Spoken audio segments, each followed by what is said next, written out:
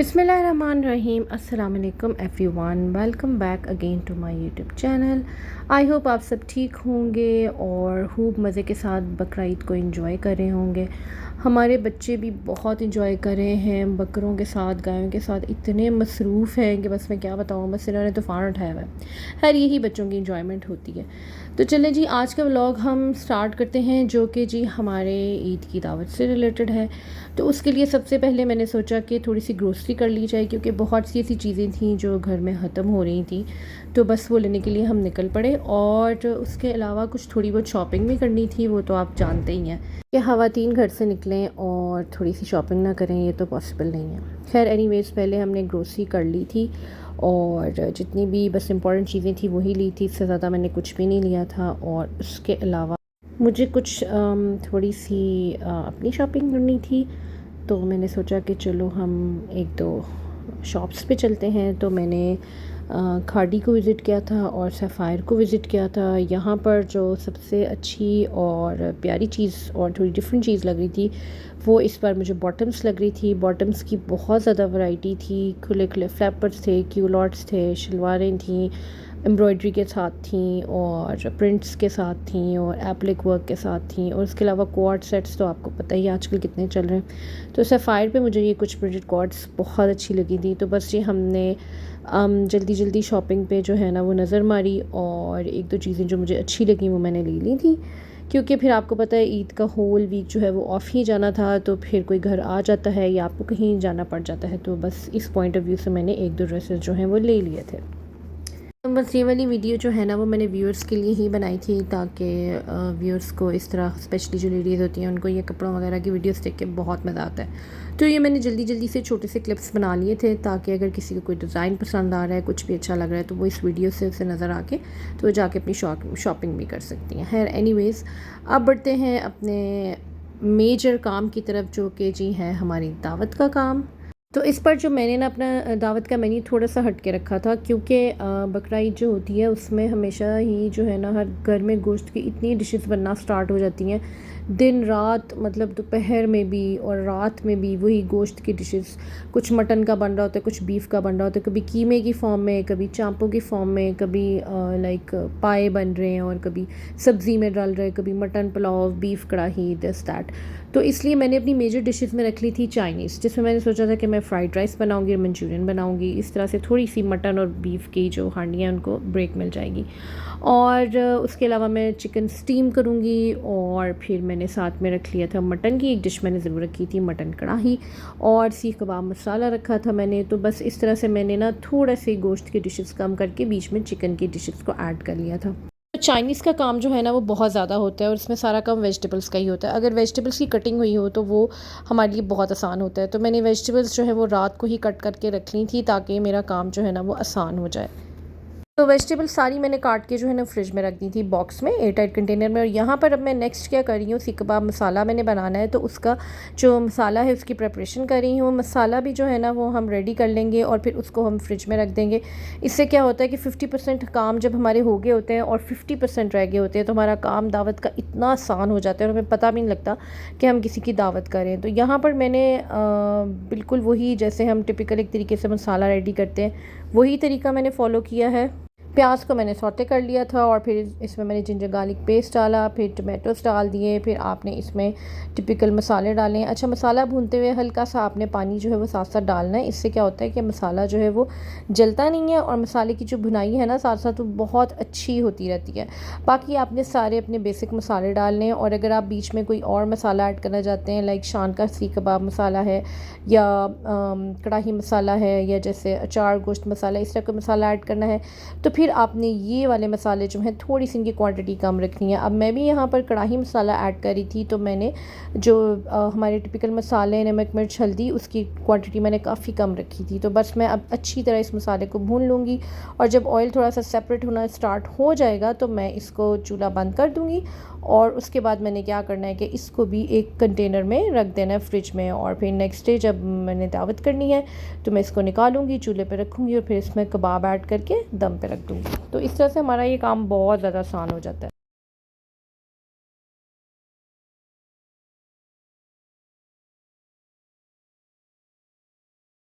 अब मैं चल रही हूँ अपनी नेक्स्ट रेसिपी की तरफ, और ये है जी, ये भी मेरी प्री प्रेपरेशंस हैं। तो इसमें मैं क्या कर रही हूँ, चिकन जो मैंने स्टीम करना है उसकी मैरिनेशन कर रही हूँ। तो इसमें आपने ले लेना है दही। दही again according to your own sense है, क्योंकि आप सब कुकिंग करते हैं तो सबको पता होता है कि कितने चिकन में हमने कितना दही डालना है और कितनी मैरिनेशन उसकी चाहिए होगी। तो बस मेरे पास तकरीबन ये 1.5 kg या उससे थोड़ा सा कम, लाइक अब कह लो कि 1.25 किलो जो है वो चिकन था मेरे पास। तो बस इस चिकन में मैंने जो मैरिनेशन की वो बहुत इजी थी। दही ले लिया मैंने और उसमें मैंने लहसुन अदरक का पेस्ट डाला था और मैंने इसमें टिक्का मसाला डाल दिया था, और बस मैं इसको अच्छी तरह से मिक्सअप करूँगी और फिर मैं इसको एक एयर टाइट कंटेनर में जो है ना वो डाल के फ्रिज में रख दूँगी। तो हमारा ये काम भी हो गया, यानी तकरीबन हमारी 3 डिशेस का काम जो है वो ख़त्म हो चुका है। अब आते हैं अपने डिज़र्ट की तरफ। तो डिज़र्ट तो डेफ़िनेटली हम एक दिन पहले बनाते हैं, क्योंकि हमें इसको फुली चिल्ड रखना होता है। और आजकल तो जितनी गर्मी पड़ रही है, मुझे तो लग रहा है कि चिलिंग भी उतनी नहीं हो रही। एनीवेज़ यहाँ पर मैंने तकरीबन ले लिया था 2 लीटर दूध, और मैंने उसमें लेनी थी ये कलर्ड वाली सेवइयाँ। ठीक है, ये कलर्ड वाली सेवइयाँ हम इसमें डाल के पकाएंगे। आप चाहें तो आप इसको अलग से पानी में बॉईल करके फिर भी दूध में ऐड कर सकते हैं, उससे थोड़ी टाइम सेविंग हो जाती है। लेकिन एनीवेज़ मैंने दूध में डाल के पकानी शुरू कर दी थी। यहाँ पर मैं जेलीज़ बना रही हूँ, 2 कलर्स की जेलीज़ में यूज़ कर रही हूँ, स्ट्रॉबेरी जेली और बनाना जेली। और अकॉर्डिंग टू द पैकेट आपने बना लेनी है। मैंने थोड़ी सी पानी की क्वांटिटी कम रखी थी, जितनी उन्होंने पैकेट पे बताई होती है। उससे क्या होता है कि ज़्यादा सॉलिड जेली जो है वो बनती है। तो मुझे क्योंकि ज़्यादा सॉलिड सी अच्छी लगती है, तो मैंने थोड़ी सी पानी की क्वांटिटी कम रखी थी। तो बस ग्रीन जेली जो मेरी बन चुकी है, और रेड वाली जेली जो है वो भी मेरी तकरीबन रेडी होने वाली है। उसको मैं इस डिश में डाल दूँगी। तो बस मैं ये वाला काम ख़त्म। यहाँ पर हमारी दूध में सेवइयाँ जो हैं वो पक रही हैं। तो मैंने क्या किया था, जब थोड़ा सा सेवइयों ने पकना स्टार्ट किया था तो मैंने शुगर जो है वो बीच में ही ऐड कर दी थी, ताकि दूध जो है वो ऑलरेडी मीठा हो जाए। और ये जब मैं इनको हिला रही थी तो मुझे इनके हिलाने से आइडिया हो गया था कि सेवइयाँ जो हैं वो गल चुकी हैं। जब आप चम्मच हिला रहे होते हैं ना, तो आपको पता लगना स्टार्ट हो जाता है कि ये भी स्टिल हार्ड हैं और कच्ची हैं, या ये सॉफ्ट हो चुकी हैं। तो सेवइयाँ जब गल गई थी तो उसके अंदर मैंने क्या किया था, 2 पैकेट भर के जो होते हैं ना डेयरी क्रीम के, वो दोनों ही मैंने डाल दिए थे। आप चाहें तो 1 भी यूज़ कर सकते हैं, लेकिन अगर आप 2 यूज़ करेंगे 2 लीटर में तो उसका टेस्ट आपको बहुत मज़े का आएगा। तो वो मैंने डाल दिया और उसको अच्छी तरह से मैंने विस्क के साथ मिक्स कर लिया था। अब मैं यहाँ पर ऐड करी हूँ वनीला कस्टर्ड, और कस्टर्ड तो आप लोगों को पता ही है कि आपने किस तरह से यूज़ करना है। तो मैंने थोड़ा ज़्यादा ही मिक्स किया था कि अगर थोड़ा सा जो है वो पतला रह जाएगा तो थोड़ा सा और ऐड कर लूँगी। है कस्टर्ड को मैंने अच्छी तरह से मिक्स कर लिया है, और बस 1-2 बॉयल्स में और दूंगी। और आप यकीन करें, ये मीठा इतना मज़े का और इतना डिलीशियस बनता है। जब तक मैंगो सीज़न रहता है ना, मैं इसे ज़रूर बनाती हूँ और काफ़ी बार बनाती हूँ। तो आपने भी इसको बार बार बनाना है। बेसिकली ये हमारा मैंगो डिज़र्ट ही है, क्योंकि जो इसका बेसिक प्रोडक्ट है वो मैंगो ही है। मैंगोज़ मैंने पहले से ही काफ़ी ज़्यादा काट के क्यूब्स में तो रख लिए हुए थे। तो बस खैर, ये मेरा कस्टर्ड जो है सेवइयों वाला ये मिक्स हो चुका है। मैंने हाफ़ क्रीम पहले ऐड की थी, और जो रिमेनिंग क्रीम है वो मैं अब ऐड करी हूँ जब ये अच्छी तरह से कुक हो चुका है। तो आपने भी ऐसे ही करना है। जो एंड पे हम क्रीम ऐड करते हैं उसका जो टेस्ट आता है वो बहुत ही टेस्टी होता है। तो बस अब मैं इस मिक्सचर को हल्का सा स्पैचुला से मिक्स कर लूँगी, और फिर इसको पतीले में ही ठंडा होने के लिए छोड़ दूँगी, क्योंकि हमने इसकी असेंबलिंग जो है वो बाउल में करनी है और इसमें काफ़ी चीज़ें जाएंगी। तो बस इसको हम इसी पे छोड़ते हैं। फ़ैन आपने किचन का चला देना है, और जब ये ठंडा हो जाएगा, रूम टेम्परेचर पे आ जाएगा, तो हम इसमें चीज़ें अपनी ऐड करेंगे। यहाँ पर जो डिज़र्ट था वो रूम टेम्परेचर पर आ चुका था, और आप देख सकते हैं ये अच्छा सा थिक हो चुका है। और इसकी हमें इतनी ही थिकनेस चाहिए, क्योंकि जब हम इसमें सारा कुछ डाल देंगे और फ्रिज में ठंडा करने के लिए रखेंगे तो ये थोड़ा सा अपना पानी छोड़ता है, थोड़ा सा ये ढीला हो जाता है, इसलिए मैंने इसको थोड़ा थिक रखा था। मैंगोज़ मैंने इसमें ऐड कर दिए हैं। कुछ मैंगोज़ मैंने जो हैं वो बचा लिए हैं, जो डेकोरेशन के लिए यूज़ होंगे। और same is the case with jellies आपने डाल लेनी है, और बाकी जेलीज़ आपने बचा लेनी, जो कि आप डेकोरेशन के लिए यूज़ करेंगे। तो बस अब मैं इनको अच्छी तरह से मिक्स करूँगी, लेकिन आराम से मिक्स करूँगी। ये ना हो कि मिक्सिंग के दौरान ही ये पानी छोड़ दे। और मिक्सिंग करने के बाद मैं इसको थोड़ा सा डेकोरेट कर देती हूँ। यहाँ पर मैंने इसको अच्छी तरह से असेंबल कर लिया है। जेली के क्यूब्स भी मैंने सेट कर दिए हैं, मैंगोस भी मैं कर दूँगी, और उसके बाद इसके ऊपर मैं डालूँगी मैं नट्स, और नट्स में आते हैं पिस्ताशियो एंड आलमंड्स। आप कुछ भी नट्स में डाल सकते हैं, कैशियस भी डाल सकते हैं, लेकिन pistachios and almonds are must and do try, क्योंकि ये वाली रेसिपी आलमंड्स और पिस्ताशियोज के बगैर इनकम्प्लीट है। लोग समझते हैं कि शायद ये वाले नट्स सिर्फ खीर में जाते हैं, बट बिलीव मी, इन कस्टर्ड्स वगैरह में, पुडिंग्स में ये नट्स बहुत अमेजिंग लगते हैं। तो आपने इसको ज़रूर डालना है, स्किप नहीं करना। सो अब मैं यहाँ पर करने लगी हूँ नेक्स्ट रेसिपी की प्रिपरेशन, और वो है चाइनीज़ मंचूरियन की। तो इसमें मैं जो चिकन के क्यूब्स होते हैं चाइनीज़ जो मंचूरियन के लिए हम लेते हैं, उसको अभी से मैरिनेट करके ओवरनाइट के लिए रख दूँगी। और ओवरनाइट मैरिनेशन जो होती है चाइनीज़ की, वो इस कदर अच्छी बनती है, इतना जूसी और सॉफ्ट टेंडर चिकन बनता है, और उसमें चाइनीज़ फ्लेवर इतना ज़्यादा इंटेंस होता है। आपने इस तरह से ज़रूर ट्राई करना है। स्पेशली अगर आप दावत कर रहे हैं तो फिर आपने हमेशा ये वाला पार्ट पहले ही करके रखना है, इससे आपका काम इतना सिमट जाएगा। ये इतनी टाइम सेविंग टिप्स हैं कि आप मुझे दुआएं देंगे। तो ये वाले काम हमेशा हमने पहले ही करके रखने हैं। और बाकी में इसमें वही आप जानते ही हैं कि जो हमारी टिपिकल इसकी सारी वो होती है, सॉल्ट है, ब्लैक पेपर है, सोया सॉस है, चिली सॉस है, जिंजर गार्लिक पेस्ट है, कॉर्नफ्लोर है, एग है, और मैंने इसमें चाइनीज़ मंचूरियन का शान का मसाला भी लिया था, तो मैंने थोड़ा सा वो भी डाल दिया था। वैसे ये ग्रेवी में जाता है, लेकिन मैंने चिकन में भी डाल दिया था, और इसका टेस्ट वाकई बहुत अच्छा आ रहा था इसमें। तो बस ये सारा कुछ हम अच्छी तरह से मिक्स करेंगे, और मैं इसको कवर करके जो है ना वो फ्रिज में रख दूँगी। सो बस यहाँ पे ईद का दिन स्टार्ट हो चुका है। इस टाइम तो खैर अब बहुत गर्मी है, ये 12 बजे का क्लिप था। तो हमारी कुर्बानी सुबह 6 बजे ही स्टार्ट हो गई थी, और तकरीबन 11 बजे तक हम फ़ारिग थे। उसके बाद जो भी हमने नहा धो के सारी जो है ना वो डिनर की तैयारी शुरू कर दी थी। और डिनर बहुत बड़ा नहीं था, बस थोड़े ही लोग थे, इसलिए डिशेस भी मैंने थोड़ी ही बनाई थी। जी मैं यहाँ पर चाइनीज़ को करने लगी हूँ रेडी। और चाइनीज़ को रेडी करने के लिए सबसे पहले मैं क्या करूँगी कि अपने पॉट में ऑयल गर्म कर लूँगी। और ऑयल मैंने थोड़ा सा ज़्यादा इसलिए लिया है कि आप जानते हैं कि हमने पहले चिकन के जो पीसीज होते हैं उनको फ्राई करना होता है। सो बस अब यहाँ पर मैं चिकन डाल रही हूँ जो मैंने मैरिनेट किया हुआ निकाल लिया है, और इसको हम फ्राई करेंगे। और जितनी देर में ये फ्राई होगा उतनी देर में मैंने क्या किया था, जो मेरे पास इसकी मैरिनेशन बच गई थी, क्योंकि ऑब्वियसली ये रात का पड़ा हुआ था, तो चिकन ने अपना भी काफ़ी ज़्यादा पानी जो वो छोड़ दिया था। तो वो जो मैरिनेशन है ना सारी, वो हम ज़ाया नहीं करेंगे। उसके अंदर ही मैं जो है वो डाल लूँगी केचप, और जो बाकी जो चाइनीज़ मेरे पास मसाला पड़ा हुआ था ना शान का, वो सारा मैं इसी में ऐड कर दूँगी, और इसी से हम ग्रेवी बनाएंगे। और ये ग्रेवी बहुत मज़े की और टेस्टी बनी थी, तो आपने भी इस तरह से ही ट्राई करना बना के। तो बस अब यहाँ पर मुझे लग रहा है कि जो चिकन है ना वो टेंडर हो चुका है, और इसने काफ़ी हद तक अपना पानी भी छोड़ दिया। तो मैं यहाँ पर क्या करूँगी, इसको थोड़ा सा और भून लूँगी, और फिर मैं इसकी ग्रेवी बना लूँगी। यहाँ पर साथ साथ हम चाइनीज़ के राइस जो हैं वो भी बॉईल कर रहे थे, तो बस मैंने बाजी को इस काम पे लगाया हुआ था। और मैं एक और बात आपको बताना भूल गई, बल्कि वो पार्ट शायद मेरा रिकॉर्ड होना रह गया था, क्योंकि काम बहुत ज़्यादा थे। और कोशिश मेरी यही होती है कि कोई भी पार्ट मिस ना हो, लेकिन फिर भी किसी न किसी तरह कुछ ना कुछ जो है ना वो मिस हो ही गया था, क्योंकि साथ साथ बच्चों के भी काम चल रहे थे, और बस फिर आना जाना बहुत लगा हुआ था। मेरे हस्बैंड बार बार आ रहे थे जा रहे थे, कभी ये चाहिए कभी वो चाहिए, वो जानवरों के सारे ना खाने पीने का कर रहे होते हम साथ। तो मैंने रात को ही जो अपनी सैलड्स बनानी थी उनका सारा सामान जो है वो रेडी करके रख लिया था, जिसमें हमेशा से मेरी एक सिग्नेचर सैलड होती है, रेड बीन सैलड। तो वो मैंने रात को ही बॉईल कर लिए थे। उसकी सारी वेजिटेबल्स मैंने काट के जो हैं वो बॉक्स में रख दी थी। इसी तरह मैंने रशियन सैलड बनानी थी मैक्रोनी डाल के, तो मैंने मैक्रोनी भी रात को ही बॉईल कर ली थी। तो उसकी भी काफ़ी चीज़ें जो सॉस वगैरह थी वो भी मैंने मिक्स कर ली थी, मायोनीज़ क्रीम वगैरह। तो इस तरह से मेरे सारे काम ना ये वाले हो चुके थे। तो वो वाला काम जो है ना वो मेरा थोड़ा सा ही रह गया है। अब यहाँ पर मेरा चिकन जो है वो अच्छी तरह से फ्राई हो चुका है। मैंने यहाँ पर ऐड कर दी है कैप्सिकम और अनियंस ऐड किए हैं, तो इनको मैं थोड़ा सा सौते करूँगी। और उसके बाद हमने बनानी है इसकी ग्रेवी, तो ग्रेवी हम उसे मैरिनेशन से रेडी करेंगे।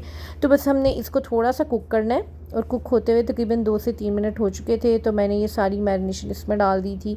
इसमें वो मंचूरियन मसाला भी है, तो उसमें ऑलरेडी हल्का सा आई थिंक कॉर्नफ्लोर होता है, क्योंकि ग्रेवी जब रेडी हुई थी ना वो थोड़ी थोड़ी सी थिक ही थी। तो अब मैंने इसमें पानी भी ऐड कर दिया है, और मैं इसको कवर करके रख दूँगी ताकि ये हमारी ग्रेवी जो है वो रेडी हो जाए। लेकिन ये उतनी रेडिश नहीं थी जैसा बाज़ार का मंचूरियन होता है। तो उसकी कोई टेंशन की बात नहीं, आपने रेड फूड कलर लेना है और वो ऐड कर देना है। मेरे पास चूँकि रेड फूड कलर नहीं था तो मैं इस वजह से ऐड नहीं कर सकी। तो यहाँ पर हम साथ साथ जो है अपने राइस जो हैं वो बॉईल करने लगे हैं। सॉरी, राइस तो हम बॉईल कर चुके थे, राइस की प्रिपरेशन कर रहे हैं। मैं यहाँ पर गार्लिक को जो है ना वो सौटे कर लूँगी और फिर उसके बाद हम जो राइस है ना उसको भी रेडी कर लेंगे। सो यहाँ पर मैंने गार्लिक के साथ ही थोड़े से इसमें चिकन ऐड कर देना है। चिकन के क्यूब्स बहुत छोटे छोटे हैं, जितने कि राइस में अच्छे लगते हैं।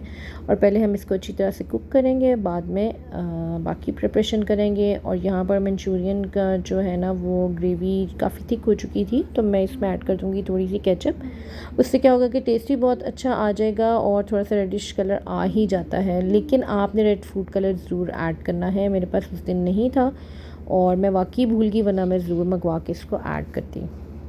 सो यहाँ पर चिकन हमारा कुक हो चुका है। मैंने इसमें सॉल्ट और पेपर डाल दिया है और साथ में मैंने चिकन पाउडर डाला है। और इसके अलावा जो मैंने वेजिटेबल्स रात को काट के रख ली थी वो भी मैं डालूँगी। सॉसेस भी मैंने ऐड कर दी हैं और उसके बाद हम इसमें बॉयल्ड राइस ऐड करेंगे। और जो हम इसमें एग डालते हैं वो मैंने साथ साथ ही फ्राई पैन में रख लिया था। आप चाहें तो पहले पतीले में भी बना सकते हैं और बस हमने इसको छोटे छोटे पीसेस में कट करना होता है। तो इन राइस का काम बहुत आसान होता है अगर वेजिटेबल्स की कटिंग पहले हो गई हो।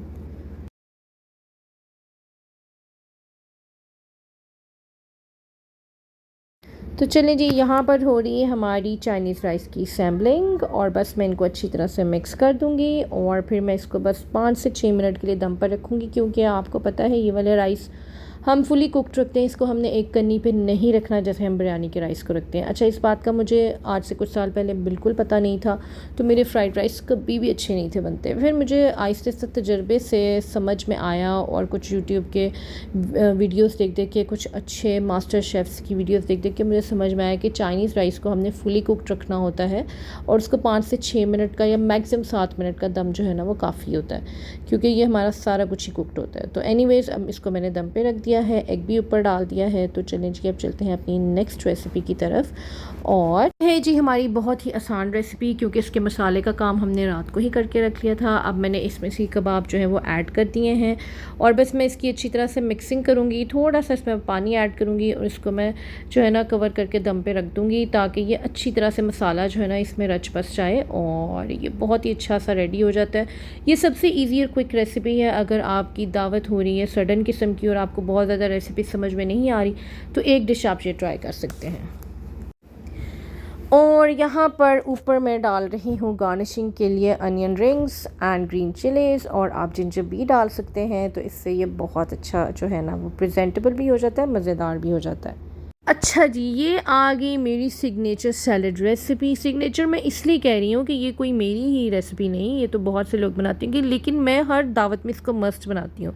तो मेरी छोटी बहन कहती है कि बस ये तुम्हारी सिग्नेचर सैलड रेसिपी बन गई हुई है। तो इसमें मैंने क्या किया कि मैंने रेड बीन्स ले लिए थे, उनको रात को ही मैंने बॉईल करके रख लिया था। वेजिटेबल्स भी सारी मैंने काट के रख ली थी, तो अब मैंने वो सारी वेजिटेबल्स ऐड कर दी हैं।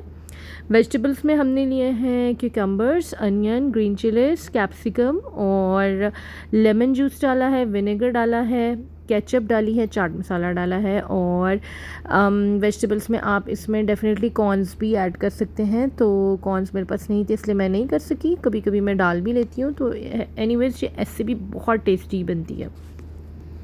और यहाँ पर जी बन रही है मटन कढ़ाई। मटन कढ़ाई की रेसिपी मैं अपलोड नहीं कर सकी, आई मीन आपसे शेयर नहीं कर सकी, क्योंकि ये रेसिपी बना रही हैं बाजी, जो कि हमारी हाउस हेल्प हैं और वो बहुत मज़े का खाना बनाती हैं। तो गोश्त की जो टिपिकल डिश उन्होंने ही बनाई थी, अभी वो इस वक्त उसको भूनने लगी थी और मैंने सारा कुछ उन पर ही छोड़ दिया था, वो खुद ही कर लेंगी। तो एनीवेज़ अब आते हैं अपनी नेक्स्ट सैलड की रेसिपी की तरफ, और वो है जी हमारी मैक्रोनीज़ की रशियन सैलड। तो उसमें मैंने डाल दी मैक्रोनीज़ को फ्रिज से जब मैं निकाला तो डेफ़िनेटली वो आपस में स्टिक हो चुकी थी। तो आपने क्या करना है, पानी के नीचे उन्हें रख देना, वो फ़ौरन से अलग हो जाएंगी सब। और मैंने इसमें डाल दी थी मेयोनीज़, क्रीम और कैस्टर शुगर और सॉल्ट और पेपर और फ्रूट कॉकटेल और बॉइल्ड पोटैटोस भी डाले थे। तो बस हमारी ये वाली सैलड जो है ना ये बहुत ही मज़ेदार सी रेडी हो गई है। और ये दोनों सैलड्स लोग इतने शौक़ से खाते हैं, इतने शौक़ से खाते हैं कि मस्ट हैव्स हो गई हुई हैं ये मेरी दावतों पे। इनसे क्या होता है कि आपके खानों की वैरायटी भी बहुत ज़्यादा लगती है और अच्छा इंप्रेशन भी पड़ता है, तो आपने भी इनको ज़रूर ट्राई करना है। और बस जहाँ पर साथ साथ हमारी टेबल सेटिंग चल रही थी, क्योंकि बस अब मेहमान आने में थोड़ी देर रह गई थी, तो मैंने सोचा ये वाला सारा काम भी कर लिया जाए। तो चले जी, आप भी मेरे साथ साथ करें और देखते जाएं। यहाँ पर जी मैंने अपना टेबल कर दिया है सेट, जिसमें सबसे पहले है मंचूरियन और चाइनीज़ राइस, फिर मटन कढ़ाई, फिर कबाब मसाला, स्टीम चिकन, दोनों सैलड्स मैंने रख दी, रशियन सैलड, राजमा सैलड, और साथ में मैंने पुदीने की चटनी रखी थी और गरम गरम रोटियां थी। तो बस हमारा टेबल हो गया है सेट और सब कर रहे हैं खाना इंजॉय। खाने के बाद आती है जी हमारे डिज़र्ट की बारी। मज़ेदार सा ठंडा हमारा मीठा बिल्कुल रेडी था, इतना यमी फ्रूटी टेस्टी, मैं किस तरह का बताऊं भाई, ये इतना टेस्टी डिज़र्ट बना था। आपने भी ये ज़रूर ट्राई करना है। ये सिर्फ मैं इसलिए नहीं कह रही कि मैंने बनाया, ये वाकई बहुत डिलीशियस मीठा है, इसलिए आपने ज़रूर बनाना है और मुझे बताना है कि आपका जो रिज़ल्ट है ना वो कैसा रहा। तो मेरे गेस्ट को तो ये बहुत पसंद आया, आई होप कि आप सबको भी बहुत पसंद आया होगा। इसके साथ ही मुझे जी आप लोग दें इजाज़त, दुआओं में याद रखिएगा, अपना ख्याल रखिएगा। मिलते हैं फिर किसी नेक्स्ट रेसिपी के साथ, तब तक के लिए टेक केयर, अल्लाह हाफिज़।